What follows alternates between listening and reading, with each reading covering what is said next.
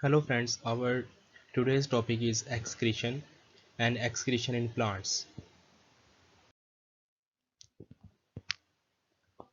First of all, excretion.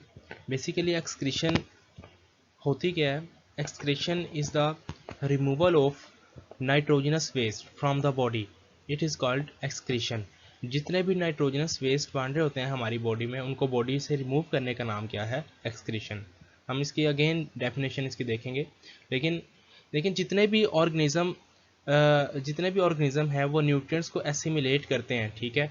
और उनमें से जितने भी न्यूट्रिएंट्स हैं वो कुछ जो है कार्बोहाइड्रेट्स होते हैं, कुछ लिपिड्स होते हैं, ठीक है, कुछ प्रोटीन्स होती हैं. लेकिन अगर हम कार्बोहाइड्रेट्स और लिपिड्स की बात करें तो वो किस में कन्वर्ट हो जाते हैं? जब वो मेटाबोलाइज होते हैं तो कार्बन डाइऑक्साइड एंड वाटर में कन्वर्ट हो जाते हैं, ठीक है.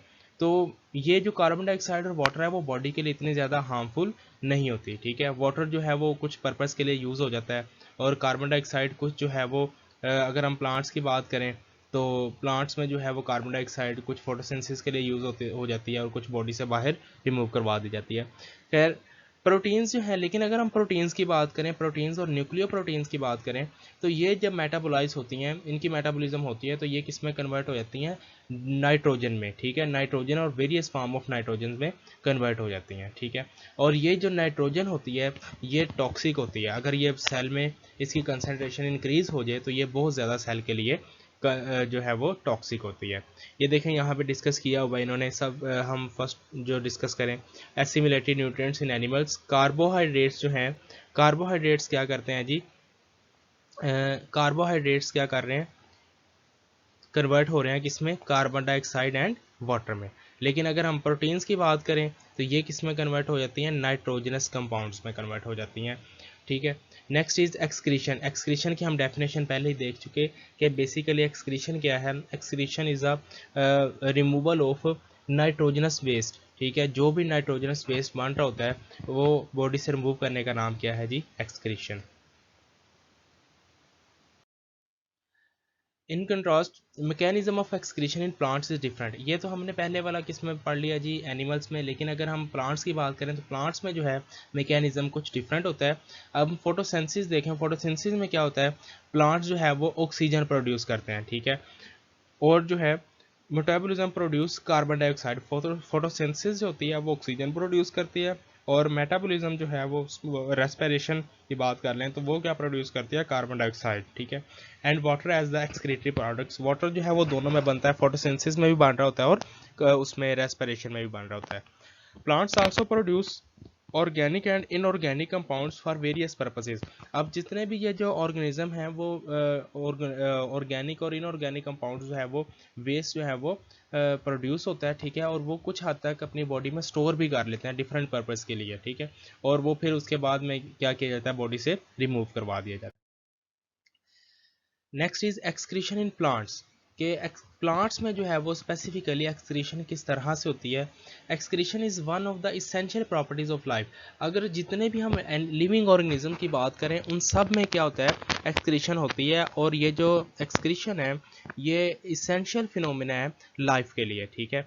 जितने भी लिविंग ऑर्गेनिज्म है डेफिनेटली वो अपनी फूड प्रिपेयर करते हैं या फूड अपनी बॉडी में जब इनटेक करते हैं, ठीक है, रेस्पिरेशन के थ्रू कुछ हद तक जो है उनमें मेटाबॉलिज्म के थ्रू डिफरेंट टाइप ऑफ जो है वो वेस्ट जो है वो प्रोड्यूस हो रहे होते हैं. तो उनको बॉडी से बाहर निकालना बहुत ज़्यादा ज़रूरी है. अदरवाइज़ ये जो होते हैं जितने भी वेस्ट होते हैं वो टॉक्सिक होते हैं. फोटोसिंथेसिस सबसे पहले अगर हम देखें प्लांट्स में तो फोटोसिंथेसिस के फिनोमेना में ऑक्सीजन प्रोड्यूस होती है और साथ ही क्या प्रोड्यूस होता है?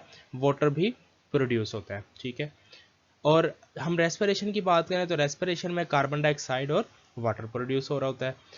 वाटर जो है, अब फोटोसिंथेसिस में जो ऑक्सीजन प्रोड्यूस हुई वो as a by product body से बाहर रिमूव करवा दी जाती है, ठीक है. रेस्पिरेशन के नतीजे में जो कार्बन डाइऑक्साइड हुई प्रोड्यूस होती है वो उसको कुछ हद तक जो है वो फोटोसिंथेसिस में यूज़ कर लिया जाता है. लेकिन अगर हम वाटर की बात करें तो वाटर जो है कुछ तो वाटर जो है बॉडी में स्टोर किया जाता है वैक्यूल्स में.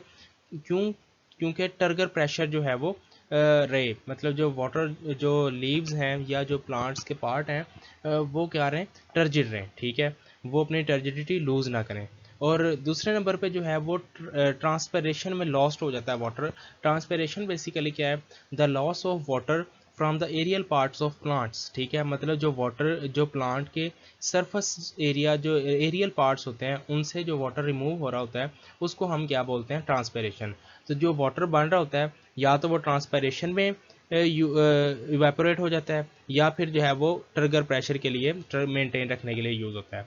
Plant cells have large vacuoles, yes plant cells में लार्ज वैक्यूल्स होते हैं जिनमें ये क्या करते हैं, स्टोर करते हैं।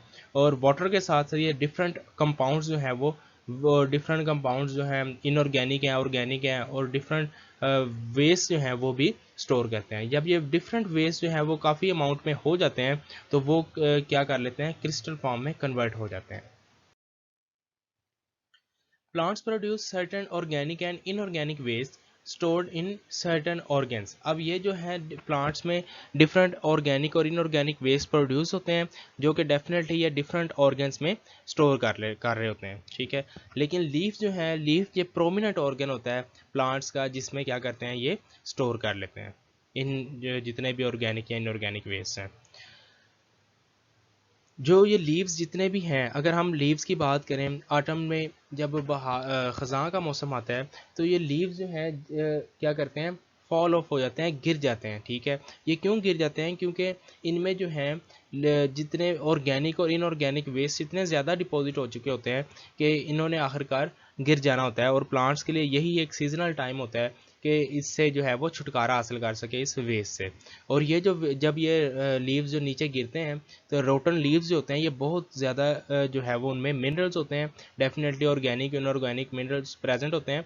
और इसलिए ये गुड सोर्स ऑफ क्या है जी, मिनरल्स का मतलब ये एज अ फर्टिलाइजर्स जो है भी हम इसको यूज़ कर सकते हैं। Next is excretophore. Excretophore leaves को कहा जाता है एक्सक्रीटोफोर क्योंकि ये क्या करते हैं जी, नाइट्रोजनस वेस्ट को जो है बॉडी से रिमूव करवाते हैं प्लांट की बॉडी से।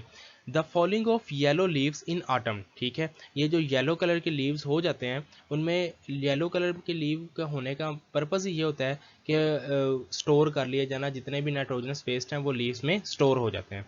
The falling of yellow leaves in autumn is the seasonal time for the plant to get rid of accumulated waste। जो भी क्या उसे कहते हैं, साल में पूरे साल में प्लांट्स ने अपना नाइट्रोजनस वेस्ट इसमें स्टोर किया होता है लीव्स में, तो ये एक सीजनल टाइम होता है ऑटम में, ख़ज़ां के मौसम में, कि पौधे जो हैं इससे छुटकारा हासिल कर सकें, ठीक है। इसलिए प्लांट इनको लीव्स को क्या बोला जाता है, एक्सक्रीटोफोर बोला जाता है।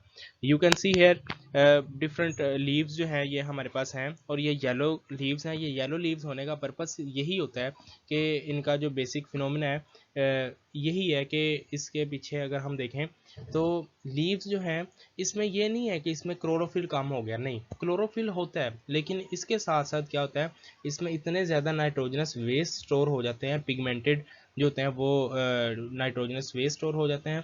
और कुछ जो है इसमें क्या होता है जी, हैवी मेटल्स जो है वो स्टोर हो जाती हैं, इसकी वजह से इनका जो कलर है वो येलो हो जाता है।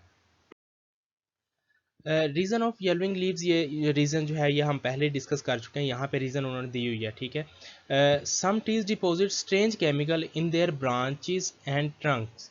अगर हम देखें बात करें यहाँ पे कि कुछ प्लांट्स जो है अब केमिकल्स जो हैं स्टोर कर लेते हैं किस में, अपनी डिफरेंट ब्रांचेस में या ट्रंक में स्टोर कर लेते हैं, ठीक है, वो specially in old xylem which no longer use for the water transport.